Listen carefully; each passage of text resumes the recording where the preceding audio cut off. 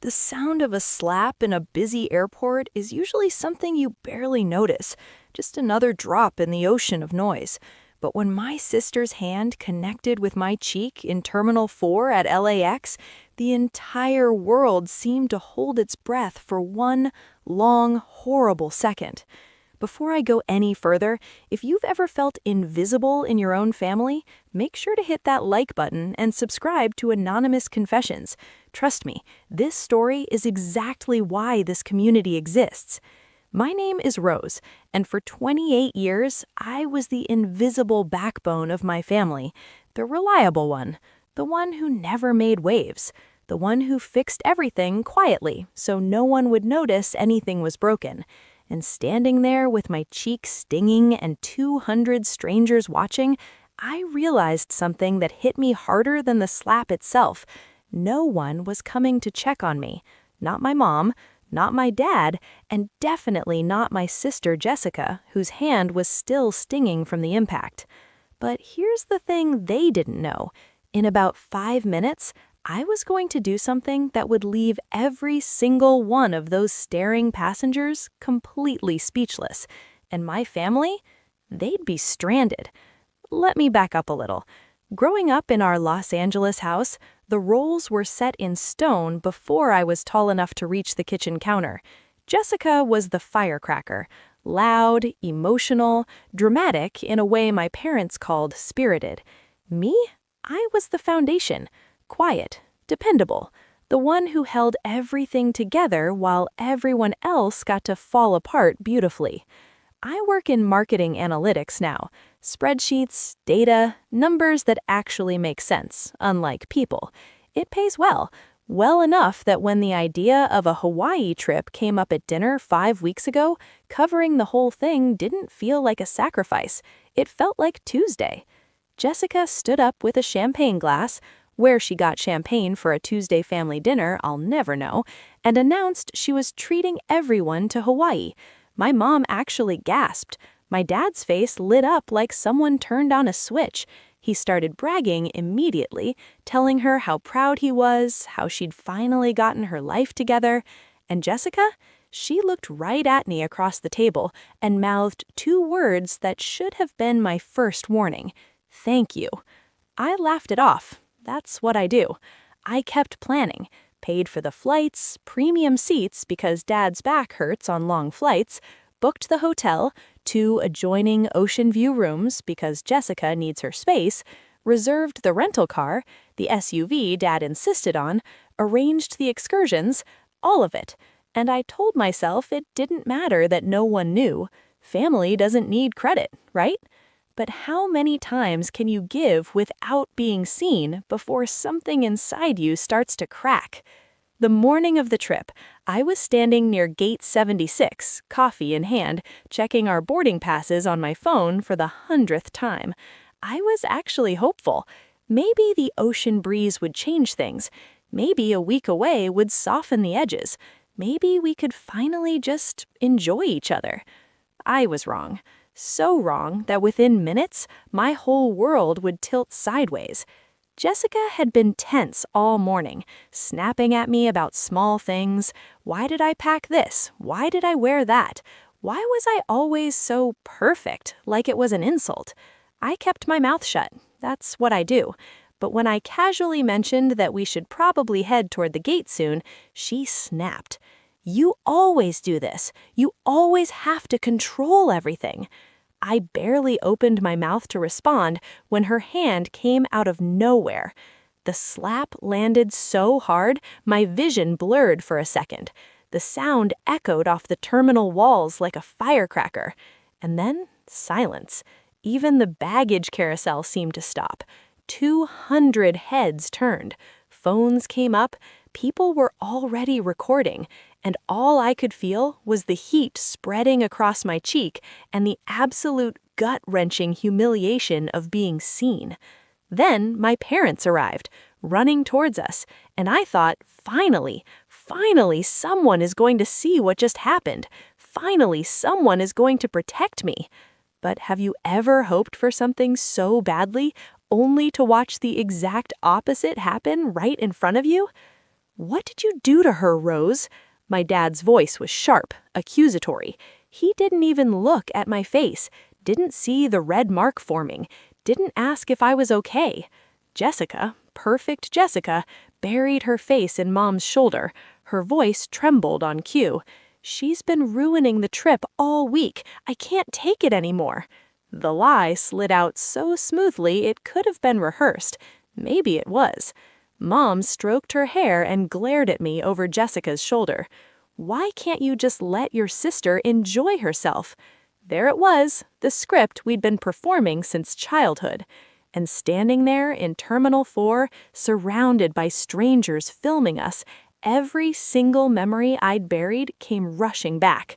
The graduation party I paid for, $2,000 for cake and decorations, while Jessica gave a speech thanking Mom and Dad. The apartment I co-signed so she could look independent on Instagram, the $5,000 I lent her for an engagement ring that she kept after the wedding fell apart, never paid back, never mentioned again. Every birthday gift I bought from both of us because Jessica was too busy or too broke. Every time I stayed quiet. You know, if any of this feels familiar, if you've ever been the one holding everything together while someone else gets all the credit, take a second right now to comment "I see you" or share your own story below. And if you haven't already, subscribe to Anonymous Confessions. We need to hear each other. My dad stepped between us, like a referee. "Apologize," he said. "Do it properly." I swallowed. I always swallowed. "I didn't do anything," I whispered. "Rose," his voice dropped to that disappointed tone. "You made your sister cry. Fix it." I looked at Jessica, mascara somehow perfect, tears exactly placed, and something inside me went cold. Not angry, not sad, just done. 28 years of being the responsible one. 28 years of paying, fixing, covering for things I never did. And in that moment, standing alone in a crowd of strangers, I understood something with absolute clarity. If I kept playing this role, I would completely disappear. "I need a minute," I murmured. Dad waved me off. "Fine, don't wander far. Boarding soon." Jessica sniffed into Mom's shoulder. "Just keep her away from me." Keep me away, like I was the problem, like I was dangerous. I walked toward the restrooms, not fast, not dramatic, just slow, like someone trying not to shatter before they reached somewhere private. My hands were shaking. I pressed one to my cheek. It burned, not from the slap anymore, from humiliation, from years of it. I found a quiet corner near the vending machines, leaned against the cold tile wall, closed my eyes, and for the first time in my life, instead of pushing the feelings down, I let them rise. Every memory, every moment I'd swallowed, every time I'd been invisible. And then I asked myself the question I'd been avoiding for 28 years. What if I stopped being invisible? What if I finally let them see me by disappearing completely? My eyes opened. The trembling stopped. I pulled out my phone, opened my email. The confirmations were all there. Flights, my name, my card. Hotel, my name, my card. Rental car, my name, my card. All of it, all mine, every single dollar. And an idea came to me. Not revenge, not anger, just a boundary. A line I should have drawn years ago. I opened the airline app, found our reservation, 4 seats, 4 names, 1 pair. My heart was pounding, but it wasn't panic anymore. It was control. I stepped further into the corner and called the airline. A calm voice answered, "How can I help you today?" "I need to make a change to a reservation." While I waited for the agent to pull it up, I glanced toward the gate. My family was sitting together, laughing now. Jessica scrolling her phone, Mom digging through her purse, Dad reading the news, relaxed, at peace. Like 10 minutes ago, they hadn't watched their daughter get hit and blamed her for it. "I'm heading to my gate now," I said. Mom looked up, confused. What? This is your gate? Not anymore. Jessica narrowed her eyes. What are you talking about, Rose? Stop being dramatic. I lifted my phone, turned the screen toward them. I canceled your tickets. All 3. Dad stood up. You what? Jessica snatched my phone from my hand, reading the cancellation confirmation like it was another language. No, this isn't. Why would you do this? I said quietly.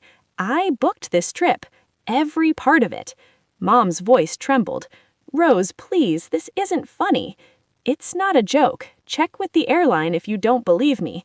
Dad didn't hesitate. He pulled out his phone, dialed, repeated the confirmation code. Jessica hovered next to him, shaking her head, muttering, "She's lying, she's lying." But when the agent on speaker confirmed only one remaining passenger, me, Jessica's face went pale. Dad lowered the phone slowly.